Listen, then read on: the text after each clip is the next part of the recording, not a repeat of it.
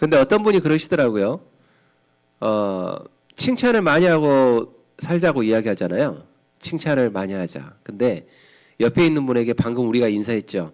참 잘하셨습니다 라고 인사하는 건 칭찬이 아니래요. 예, 그거는 평가래요. 평가. 예. 잘 살아오셨다라고 그래 잘 살아왔다라고 평가하는 거래요. 그래서 우리가 인사할 때는 그런 칭찬의 어떤 범위가 아니라 한 주간 참 열심히 살아오셨죠? 라고 물어보는 것이 칭찬이랍니다. 그러니까 그분이 이렇게 과정을 거쳐왔던 것들을 이렇게 짚어주는 것, 이게 칭찬이래요. 그래서 우리 자녀들에게도 뭐 성적을 받아오면 점수 잘 받아왔네? 잘했다. 이게 칭찬이 아니고요.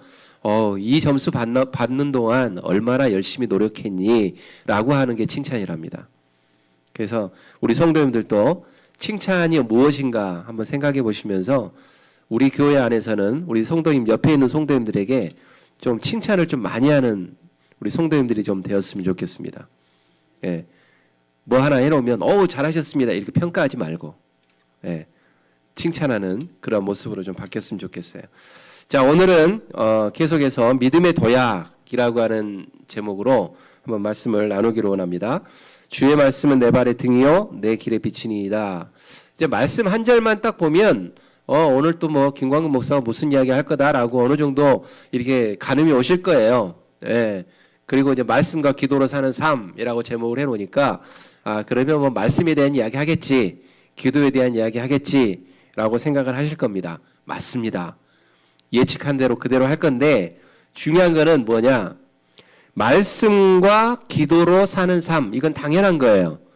그런데 어떻게 살 거냐가 중요한 거죠. 왜? 많은 사람들, 많은 분들이요, 성경 공부도 하고 교회 안에서 하는 어떤 프로그램들 이렇게 보다 보면 그 안에 보면 모든 게 기도 프로그램, 말씀 프로그램 뭐 많아요. 섬김의 프로그램들이 많습니다. 그리고 그게 마치 그 성경대학이라든지 어떤 일반 대학에서 무엇을 이수하는 것처럼 그냥 누구나 그 과정에 다 들어와 가지고 제자훈련 마쳤습니다. 사역훈련 마쳤습니다. 막 이러면서 그 과정을 마쳤다고 자랑하는 경우들이 너무나 많아요. 그런데 그거는 말씀을 배우긴 배웠지만 제대로 배운 게 아닙니다. 제가 말씀드리는 건 뭐냐면 말씀과 기도의 삶이라고 하는 것은 뭐냐면 내가 말씀을 보았고 내가 기도를 했다라고 하면 그 다음 과정이 뭐가 있느냐라고 하는 게 중요한 거예요. 그 다음 과정이 존재하지 않으면 말씀을 보고 기도한 것들이 다 무의미합니다. 그래서 말씀과 기도의 삶, 이게 과연 뭐라고 생각하십니까? 무엇이라고 생각하십니까? 제가 앞에 설명한 것처럼 성경 공부 많이 하고 1년 동안 성경을 1독을 하든 2독을 하든 3독을 하든 성경을 많이 읽었어요. 그리고 머릿속에 성경이 많이 담겨 있어요. 그리고 그냥 말만 하면 머릿속에서 성경 구절들이 계속해서 나와요. 또 한편으로는요, 교회에서 하는 뭐 중보기도, 뭐 기도 모임들 여러 가지들 다 참석을 해요. 열심히 참석해요. 개근상 받을 정도로 참석을 해요. 이것을 우리가 말씀과 기도로 사는 삶이라고 이야기를 할까요? 말씀과 기도로 사는 삶. 많이 읽고 많이 기도했다 그래서 저절로 들어오는 게 아닙니다. 하나님의 말씀은 우리가 많이 배웠고 많이 읽었고 하나님 앞에 많이 기도했다 그래서 그게 우리 안에 들어온다는 게 아니라는 거예요. 삶이라고 하는 것은 사전적으로 의미로 보면은요, living, 사는 일, 살아있다라고 하는 것을 의미해요. 삶이라고 하는 것. 그리고 또 한마디로 이야기하면 life, 생명입니다. 다시 말하면 말씀과 기도로 사는 삶이라고 하는 뒤에 삶이라고 하는 의미가 붙은 거는 뭐냐면 말씀과 기도가 나에게 있어서 생명이 돼야 된다라고 하는 거예요. 나에게 생명이 돼야 된다라고 하는 건 뭐냐면 이게 아니면 나는 죽은 목숨이다 라고까지 생각해야 되는 거다라고 하는 거예요. 근데 그게 단지 내 안에 내 머릿속에만 담겨 있음으로 인해서 이게 끝나느냐? 아니라는 거죠. 그 다음 과정이 분명히 존재해야 된다라고 하는 겁니다. 그렇다면 말씀과 기도의 삶이란 무슨 의미를 가지고 있을까요? 우리가 살아가는 인생은 말씀과 기도가 우리가 살아가는 원동력이다라고 하는 것을 의미합니다. 삶의 원동력이 뭘까? 그러면 말씀이라는 거예요. 하나님의 말씀. 그리고 삶의 원동력이 뭐냐라고 하면 하나님 앞에 무릎 꿇고 기도하는 거다라는 거예요. 그리고 말씀과 기도가 우리의 생명이 되어야 된다라고 하는 의미예요. 그래서 내 생명을 지키기 위해서 얼마나 우리가 노력합니까? 조금만 아파도, 조금만 내 몸이 으스리시해도 바로 병원을 가든지 약국을 찾아가잖아요. 근데 내 안에 생명이 없으면, 내 생명을 위협하는 어떤 요소들이 발견되어지면 그러한 행동을 내가 하는데 내 안에 말씀과 기도가 없다. 크리스찬으로서 그런다면 어떻게 보면 크리스찬으로서의 생명력은 없는 것과 같다라는 거예요. 우리 사랑하는 성도님들은 그러한 의미로 있어서 삶이라고 하는 그러한 부분에 있어서 말씀과 기도가 늘 동행하시기를 주님의 이름으로 축원드립니다. 그렇다면 어떻게 말씀과 기도를 삶의 원동력이 되게끔 그리고 생명이 될 수 있도록 할 수 있을까? 첫 번째는 귀를 기울여야 합니다. 쉽게 말하면 들을 준비가 되어 있어야 된다라고 하는 겁니다. 로마서 10장 17절 말씀에서는 이렇게 이야기합니다. 그러므로 믿음은 들음에서 나며 들음은 그리스도의 말씀으로 말미암느니라. 믿음은 어디에서 난다고요? 들음에서 난다라는 거예요. 들을 준비를 해야 된다는 거예요. 그리고 요한복음 8장 47절에서는 이렇게 이야기해요. 하나님께 속한 자는 하나님의 말씀을 듣나니 너희가 듣지 아니함은 하나님께 속하지 아니하였음이라. 다시 말하면 우리가 들을 자세가 먼저 되어 있어야지만이 하나님의 말씀이 선포되어졌을 때, 하나님의 말씀을 내가 읽었을 때 그게 내 삶에, 내 안에 생명력을 불러일으킬 수 있다는 거예요. 사랑하는 성도 여러분, 들을 준비 되어 있으십니까? 들을 준비가 되어 있으면 우리들의 행동의 모습도 바뀔 준비로 되어 있어야 됩니다. 말씀을 듣는다라고 하는 것은 단순히 듣는 것을 의미하는 게 아닙니다. 삶에서 표현되어져야 된다라고 하는 의미를 가지고 있습니다. 마태복음 21장 28절부터 31절까지 보면 이런 이야기가 나와요. 두 아들이 있어요. 두 아들이. 근데 아버지가 맏아들에게 오늘 포도원에 가서 일해라 라고 일을 시킵니다. 그러니까 그 아들은 어떻게 할까요? 맏아들은 너무나 아버지께 충성한 아들이죠. 네, 알겠습니다. 그리고 가지 않습니다. 그러니까 아버지가 그 아들을 보고 실망했겠죠. 어휴, 대답은 잘하는데 안 가. 마치 우리들의 모습하고 똑같아. 네, 하겠습니다 해놓고는 안 해. 그게 모습이었어요. 근데 둘째 아들한테 똑같이 이야기합니다. 그러니까 둘째 아들은 이렇게 대답해요. 싫어요. 저 안 갈래요. 나 할 거 많아요. 그리고 이제 아버지가 그래, 알았어 하고 딱 뒤돌아서는데 그 아들이 마음속에 뉘우치면서 갑니다. 가서 일을 합니다. 그러니까 하나님께서 거기에서 이렇게 물어봐요. 누가 아버지의 뜻대로 하는 자냐? 누가 아버지의 뜻대로 하는 자입니까? 큰아들? 대답 잘하는 큰아들? 아니면 그냥 반항기 있는 둘째 아들? 네. 하나님이 원하는 건요, 둘째 아들이에요.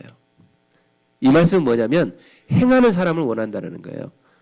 앞에서 그냥 말만 하고 에이 알았어 하겠습니다. 뭐 하지 뭐. 남들 눈도 있는데. 라고 하는 것이 아니라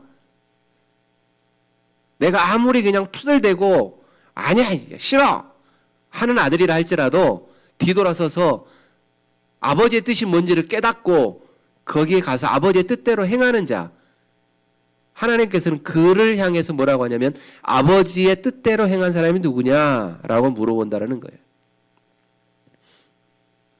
교회 안에서도요, 불만 있고 투덜대고 뭔가 막 이게 있는 사람들이 있어요. 분명히 있어요.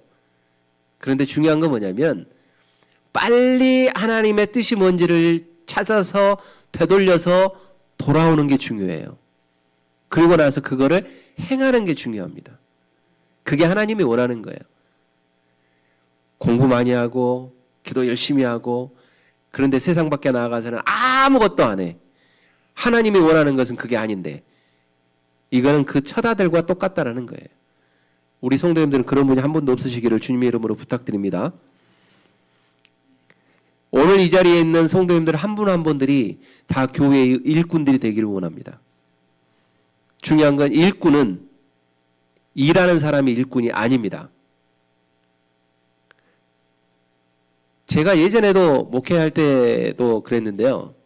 저는요, 교회 안에서 훈련받지 않으면, 하나님의 말씀을 받지 않으면 봉사를 안 시켰습니다. 다시 말하면 봉사의 자격이 없습니다. 왜냐? 그건 누구나 할 수 있는 일이거든요. 하나님 말씀이 내 안에 존재하지 않으면서 하나님과 내가 동행하지 않으면서 교회 열심히 하는 거, 교회 안에서, 교회 밖에서 열심히 하는 거 누구나 할 수 있거든요. 근데 중요한 건 하나님이 원하시는 건 내 안에 말씀이 존재하면서 그 말씀이 무엇을 의미하는지를 깨달으면서 하나님 앞에 일하는 것. 이게 중요한 거거든요. 그래서 저는 항상 어떤 예를 드냐면 한 가지 예를 들어요. 그게 뭐냐? 크리스마스 때, 연말에. 제가 언젠가 이야기한 적이 있을 거예요. 많은 사람들이, 많은 자선가들이 바리바리 뭔가를 막 선물을 싸가지고 양로원 찾아가고 고아원 찾아가고 막 어려운 이웃들을 찾아가서 막 줍니다. 그거는 누구나 할 수 있어요. 내가 가지고 있다 한다면 누구나 할 수 있어요. 그러나 그들은 뭐를 전하지 않습니까? 예수를 전하지 않아요. 그 안에는 예수 그리스도가 없어요. 그러나 교회에서 하나님 말씀에 집중해서 하나님 앞에 기도하면서 그거를 철저하게 준비하고 나간 사람들은요, 그 선물을 전하는 것에 뭐가 담겨 있냐면 그리스도의 사랑이 담겨 있는 거예요. 그게 진정한 선물인 거예요. 그냥 1년에 한 번 어느 때가 되니까 주는 거, 이거는 누구나 할 수 있다는 거예요. 다시 말하면 성도들 가운데도 교회 봉사하는 것은요, 누구나 할 수 있어요. 그러나 내가 왜 교회에서 봉사해야 되고 내가 왜 내 이웃을 왜 도와줘야 되고 내 어려운 이웃들을 왜 도와줘야 되는가에 대해서 내 안에 깨달음이 없으면 그건 아무 의미가 없다는 거예요. 이게 마태복음 21장에서 이야기해 주는 하나님의 그 예화입니다. 우리 성도님들은 이러한 부분에 있어서 조금 더 성숙한 성도님들 되시기를 주님의 이름으로 부탁을 드립니다.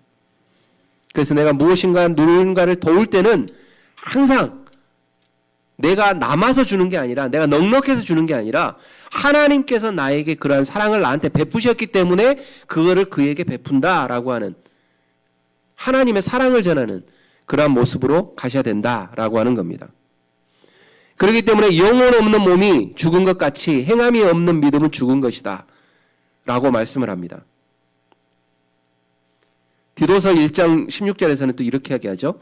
그들이 하나님을 시인하나 행위로는 부인하니 가증한 자요 복종하지 아니하는 자요 모든 선한 일을 버리는 자다. 그러니까 첫 번째 아들이 했다는 행동을 디도서에서는 이렇게 이야기하고 있는 거예요. 말씀만 경청하고 머릿속에 저장해 놓는 것, 이게 믿음이 아니라고 하는 거예요. 믿음은 뭘로 표현이 된다? 행동으로 표현이 된다 라고 하는 겁니다. 너희는 나를 주여 주여 하면서 어찌하여 내가 하는 말을, 내가 말하는 것을 행하지 아니하느냐. 이게 하나님의 질책하는 거거든요. 누가복음에서. 그리고 성경 66권을 보면은요, 순종이라고 하는 말이요, 셀 수 없을 정도로 나옵니다. 계속해서 나와요. 왜 그럴까요? 하나님은 우리의 믿음을 그걸로 보시기 때문에 그래요. 기도 열심히 하는 것 중요하죠. 말씀 열심히 배우는 것 중요하죠. 당연히 해야죠. 근데 왜 해야 되느냐? 그 다음에 넥스트가 뭐냐? 이 넥스트가 없으면 의미 없다라는 걸 이야기하는 거예요. 믿으십니까? 그렇기 때문에 우리 사랑하는 성도들 모두가 변화되는 그러한 삶이 되시기를 주님의 이름으로 축원드립니다. 한번 누가복음 24장 13절에서 15절 말씀, 13장에서 35절 말씀, 그 말씀을 우리 성도님들이 읽으면 힘드니까 하나의 영상을 제가 잠깐 보여드리겠습니다. 이 말씀 영상으로 제가 보여드릴게요. 한 3분 정도 되니까 그냥 차분히 보시면 좋겠습니다.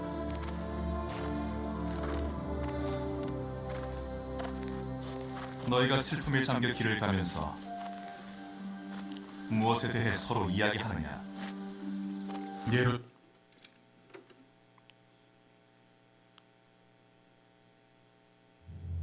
죄송합니다. 자, 이 영상을 보면서 그 인물들 있잖아요. 뭐 다 아시는 인물이에요. 성경에서 나오는 인물들이니까 여기에서 무엇을 느끼시는지 한번 좀 보시면 좋겠습니다. 너희가 슬픔에 잠겨 길을 가면서 무엇에 대해 서로 이야기하느냐? 예루살렘에서 당신만 낯선 자라 얼마 전 거기서 있었던 일들을 알지 못하나이까. 무슨 일이더냐? 나사렛 사람 예수의 일이나이다. 그분은 하나님과 모든 백성 앞에서 행동과 말씀에 능력이 있는 선지자셨으나 우리 대제사장들과 관리들이 그분을 넘겨주어 사형을 선고하고 십자가에 못 박았나이다. 우리는 그분을 이스라엘을 구속하실 분으로 신뢰했었나이다. 이 모든 것 외에도 오늘은 그 일이 있고 3일째 되는 날이나이다. 게다가 우리 중 몇몇 여인이 새벽에 무덤에 갔는데 그분의 시체는 보지 못하였고 그분이 살아계시다고 말한 천사들의 환상을 보았다 하여 우리를 놀라게 하였나이다. 우리와 함께 있던 한 사람도 무덤에 가서 여인들의 말처럼 천사들을 보았으나 그분은 뵙지 못하였나이다.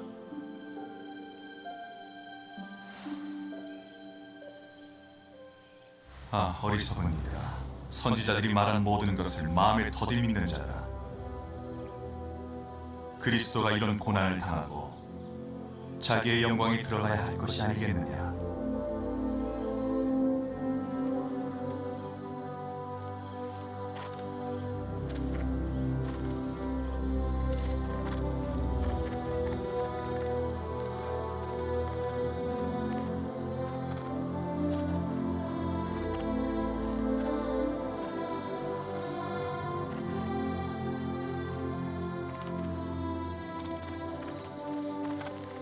우리와 함께 머무소서.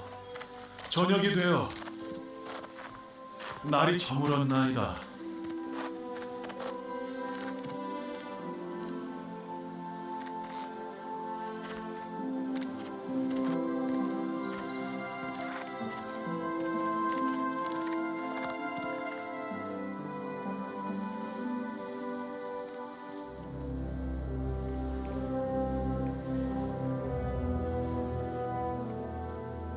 아버지시여, 당신의 관대함에 감사드리나이다. 아멘. 아멘.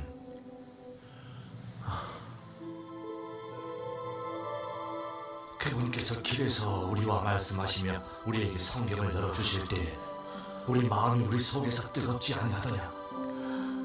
지금 당장 예루살렘으로 돌아가야 하오.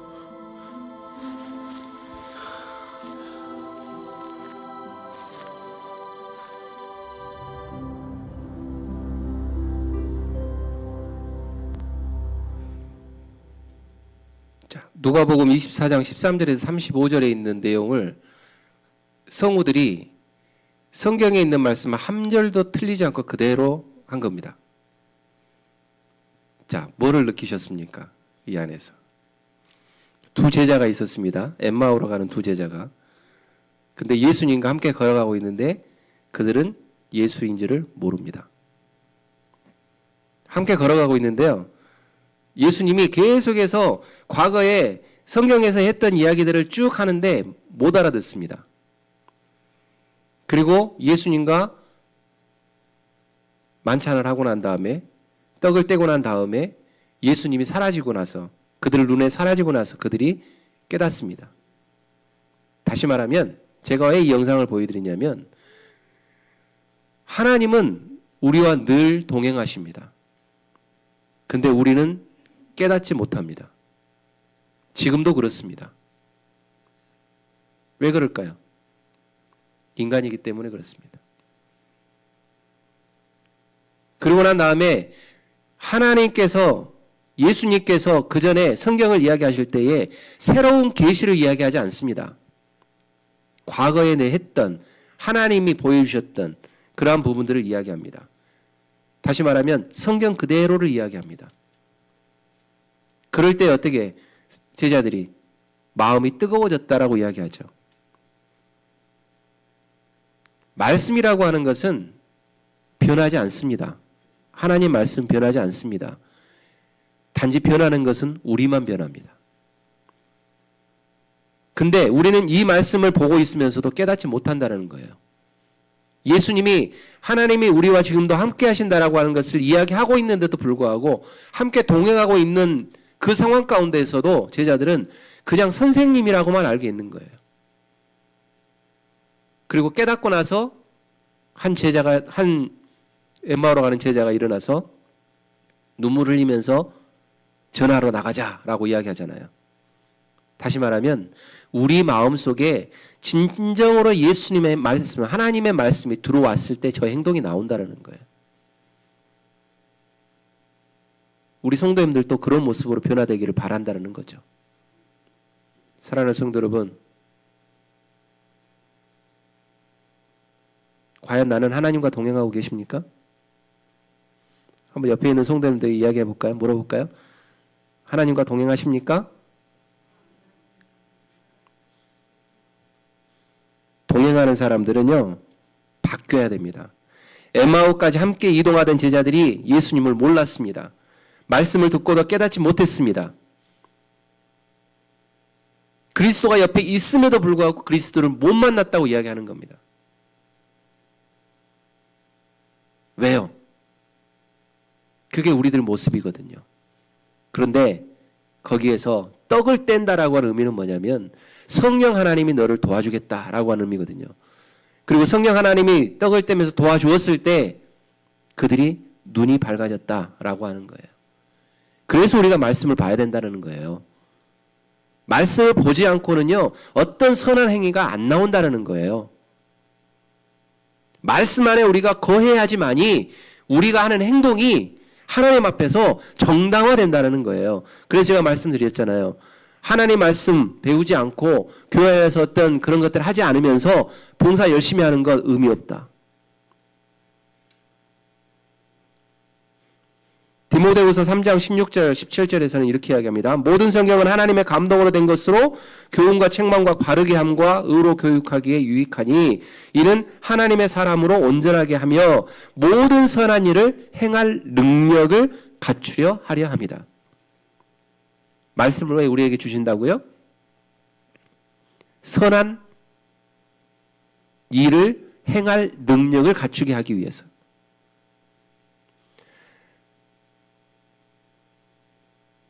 오늘 성경을 좀 많이 읽으려고 그랬습니다. 이런 부분들에 있어서 계속 말씀이 나오면 그 다음에 행동, 말씀이 나오면 행함, 말씀이 나오면 선한 일, 이것들이 계속 이어지는 것들을 한번 우리 성도님에게 성경으로 쭉 이야기하려고 그랬어요. 근데 이 영상 하나만 제가 풀어서 말씀을 드려도 하나님이 원하시는 것이 무엇인지에 대한 부분들이 좀 들리셨을 줄 믿습니다. 그러면 기도는 어떨까요? 기도. 저는 늘 기도를 이야기할 때 그렇게 이야기합니다. 하나님은 이야기하시죠. 원하는 것을 구하라, 바라라. 그러면 주실 것이다. 근데 우리는 꼭 뒤에만 봐요. 구하라, 주실 것이다. 그것만 봐요. 왜? 그게 좋거든, 나한테. 근데 기도는 저는 늘 이야기합니다.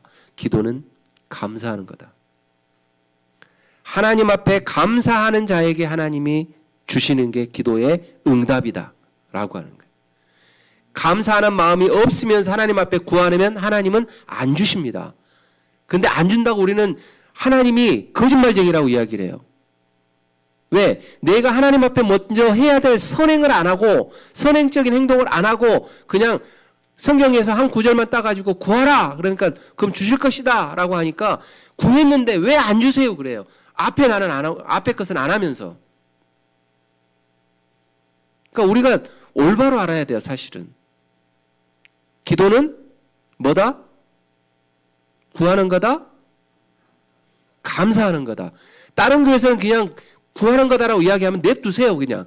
우리는 감사하는 거다라고 그냥 알고 가면 돼요. 우리끼리만 비밀이야 이거는 그냥. 기도는 뭐다? 감사다. 누구에게 감사하는 거예요? 하나님 앞에 감사. 그러니까 성경에서 보세요. 구하지 않아도 네가 채울 것이 있고 네가 알면 네가 원하는 게 있으면 내가 줄게 라고 왜 이야기합니까? 구하지 않았는데 하나님이. 감사하는 자에게 구하지 않는다 할지라도 하나님은 어떻게 하신다는 거예요? 네가 원하는 것을 내가 알기에 주겠다라는 거예요. 근데 감사하지 않는 삶이 있는데 구하는 것 당연히 안 주시는 거죠. 근데 우리는 안 준다고 하나님 앞에 원망해요. 응답 안 된다고 원망해요. 혹시라도 우리가 기도하는 중에 응답이 안 되는 거 있으면 아 나한테 뭐가 문제가 있나? 내가 하나님 앞에 뭔가 감사하지 않는 일이 있나? 한번 본인의 삶을 뒤돌아보면서 무릎 꿇고 감사하는 기도를 한번 드려보십시오. 김광근 목사 장담을 안 해도 그 다음에 이루어질 겁니다. 왜? 하나님이 그렇게 약속하셨거든요. 믿으십니까? 데살로니가전서 5장 16절 18절에서 이렇게 이야기합니다. 항상 기뻐하라. 쉬지 말고 기도하라. 범사에 감사하라. 이는 그리스도 예수 안에서 너희를 향하신 하나님의 뜻이니라. 하나님께서는 성도들이 끊임없이 기도하며 감사하는 삶을 살기를 원하세요. 또 빌립보서 4장 6절 7절에서 뭐라고 이야기합니까? 아무것도 염려하지 말고 다만 모든 일에 기도와 간구로 너희 구할 것을 무엇으로? 감사함으로 구해라. 감사함으로 구해라. 그러면 지각에 뛰어나신 하나님께서 어떻게 하신다고요? 다 갚아주시리라. 너희 생각을 지키시리라. 이하고 이야기하시는 거예요. 그래서 기도는 우리의 걱정을 하나님께 맡기는 믿음의 표현입니다. 기도는 믿음의 표현입니다. 말씀도 믿음의 표현입니다. 근데 그 믿음은 그리스도인에게 뭐가 됩니까? 생명이 돼야 됩니다. 사랑하는 성도 여러분, 말씀을 정리하겠습니다. 말씀과 기도로 사는 삶. 삶은 뭐라 그랬죠? 삶은 생명이라고 그랬습니다. 생명. 내 생명을 지키기 위해서는 말씀과 기도가 있어야 합니다. 근데 왜 말씀과 기도가 있어야 되는가? 내 생명을 지키기 위한 것? 아니에요. 내 생명을 지킴으로, 내 생명을 말씀과 기도로 내 생명을 지킴으로 인해서 그 지킴이 하나님 앞에 영광이기 때문에 그래요. 왜냐? 말씀과 기도로 사는 삶이 넥스트, 나의 행동, 내 삶의 표현으로 나오기 때문에 그래요. 그 표현이 뭐가 되느냐? 하나님 앞에 영광이 돼야 된다는 거죠. 그래서 우리 클립턴 한인 침례교회 우리 모든 성도님들의 삶이 하나님이 보시기에 정말 기뻐하는 삶으로 변화되시기를 주님의 이름으로 축원드립니다. 그리고 세상 가운데 사람들이 볼 때 도대체 저분은 어디 교회 다니나 이렇게 유심히 보고 뒤에서 클락션 울리면서 따라오게끔. 다음 주에 뒤에 누구 따라오나 보세요. 뒤에 차 따라오나. 분명히 따라와요. 그렇게 살면. 그러면은요, 이 본당 안에 사람들이 가득가득 찰 겁니다. 가득가득 차는 거에 중심 잡지 말고. 왜? 가득가득 차면 또 교회 지어야 되잖아요. 그럼 머리 아프죠. 그러니까 그냥 찰 만큼만 차면 돼. 예? 대신 내 삶을 통해서 누군가가 한 명이라도 따라오게끔 한번 해보시지 않겠습니까? 첫째 아들 아니죠? 둘째 아들이죠? 예. 우리 성도님들 삶이 그러한 삶으로 되어져서요. 정말 하나님께서 우리 성도님들을 보시면서 흐뭇하게 기뻐하시면서 웃는 그런 모습들이 보이시기를 주님의 이름으로 축원드립니다. 기도하겠습니다.